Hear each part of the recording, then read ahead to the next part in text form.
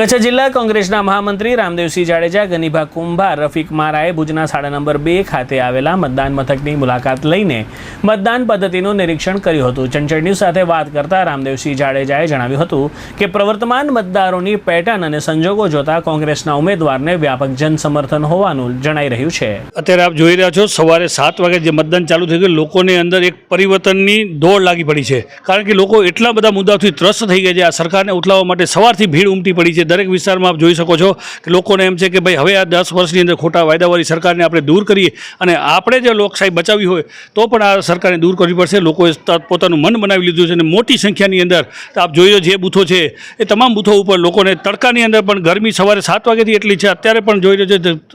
બપોરે પહોંચી ગયો છે સૂરજ, છતાં પણ લોકોને એમ છે કે અમારા જો ખરેખર હિતોનું રક્ષણ હોય, આ દેશની અંદર બાબા સાહેબે આપેલા જે લોકશાહીના સિદ્ધાંતો છે એને જો બંધારણને